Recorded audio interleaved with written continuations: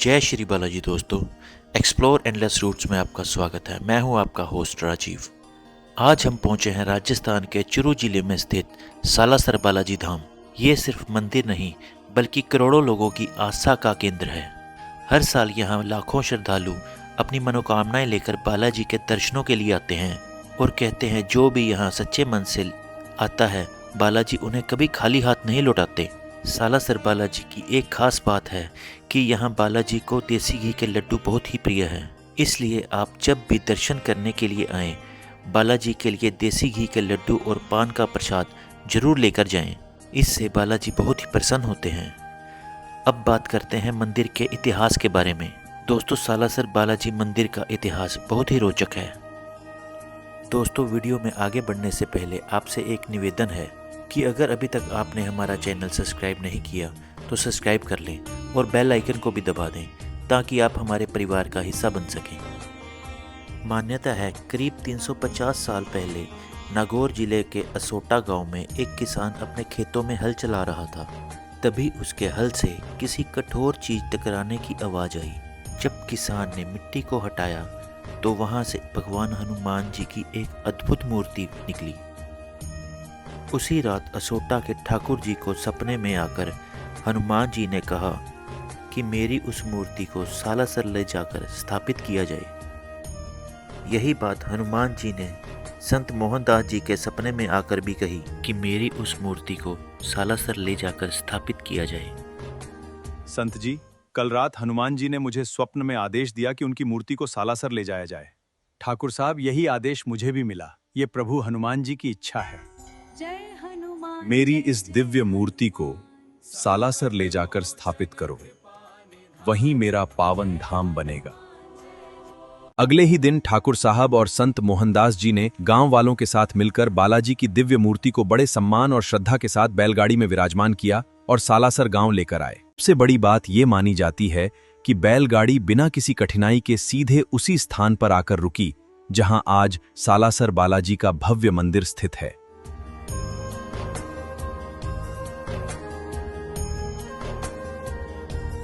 दोस्तों, ये सालासर मंदिर का मुख्य प्रवेश द्वार है। मंगलवार के दिन यहाँ भक्तों की काफ़ी भीड़ रहती है। लोग यहाँ दूर दूर से बालाजी के दर्शनों के लिए आते हैं। मंदिर के अंदर आते ही एक अलग ही सुकून मिलता है।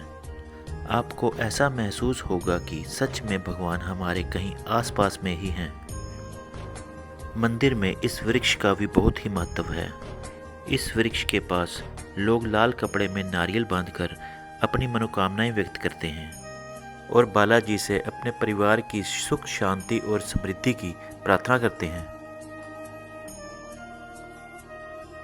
मान्यता है कि इस धूने को मोहनदास जी ने अपने हाथों से प्रज्वलित किया था।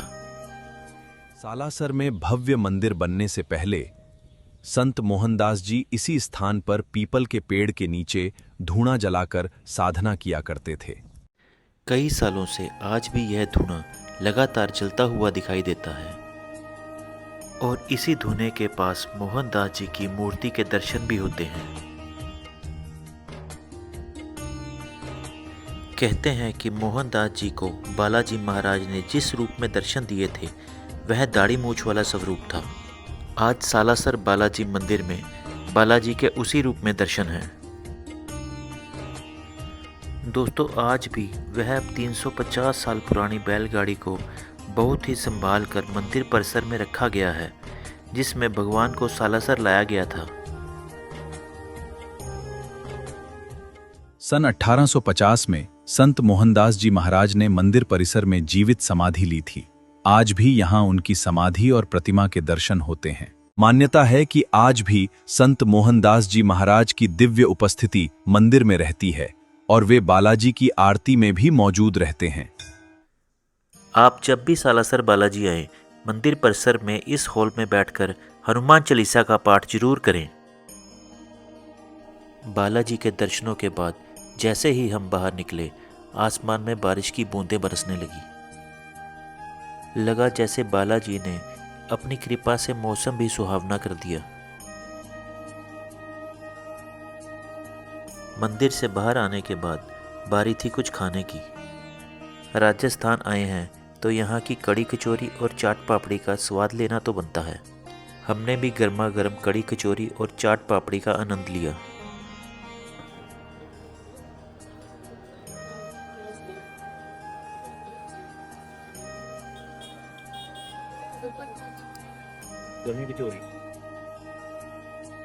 स्वाद का मजा लेने के बाद अब बारी है सफ़र को आगे बढ़ाने की। बालाजी के दर्शनों के बाद अगर आपके पास थोड़ा समय है तो मंदिर के करीब 2 किलोमीटर की दूरी पर स्थित माता जानकी मंदिर और अंजनी माता मंदिर के दर्शन भी जरूर करें। अगर आप पैदल नहीं चलना चाहते तो मंदिर के बाहर आसानी से आपको 50 रुपये में ऑटो मिल जाएगा जो आपको मंदिर के बाहर तक छोड़ देगा। इन दोनों मंदिरों की खास बात यह है कि ये दोनों मंदिर एक दूसरे के बिल्कुल पास है, यानी आपको ज़्यादा चलना नहीं पड़ेगा और थोड़े ही समय में दोनों मंदिरों के दर्शन किए जा सकते हैं। सबसे पहले हम पहुंचे अंजनी माता मंदिर। अंजनी माता को हनुमान जी की माता के रूप में पूजा जाता है। बालाजी की इस पावन नगरी में अंजनी माता के दर्शन करना एक अलग ही भाव देता है। कहते हैं जब भी कोई भक्त बालाजी के दर्शन करने के बाद अंजनी माता के मंदिर माथा टेकने जाता है तो सबसे ज़्यादा खुश स्वयं हनुमान जी होते हैं। मान्यता है जो भक्त माता अंजनी के चरणों में श्रद्धा से शीश झुकाता है उसके दुखों को कहे बिना ही बालाजी समझ जाते हैं और उसकी झोली खुशियों से भर देते हैं। इसलिए सालासर आएँ तो बालाजी के दर्शनों के साथ माता अंजनी के दरबार जाना ना भूलें। अब हम पहुँचे माता जानकी जी के दर्शनों के लिए। मान्यता है कि माता सीता का जीवन भगवान श्री राम के साथ साथ इस पूरे रामायण काल में जुड़ा हुआ है, इसलिए इस स्थान पर आकर माता जानकी जी के दर्शन जरूर करें। यहाँ माता सीता को जानकी माता के रूप में पूजा जाता है। दोस्तों, सालासर बालाजी से लेकर अंजनी माता और जानकी माता मंदिर का ये सफ़र हमारे लिए एक यादगार सफ़र रहेगा। अगर आप भी यहाँ आएँ तो इन तीनों मंदिरों के दर्शन जरूर करें। आज का ये सफ़र सच में बहुत ही अच्छा रहा। उम्मीद है आपको भी ये सफ़र हमारे साथ पसंद आया होगा। तो इस वीडियो को लाइक ज़रूर करें और कमेंट में जय श्री बालाजी ज़रूर लिखें।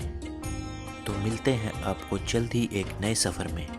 खुश रहें और अपने माता पिता का ध्यान रखें। जय श्री बालाजी।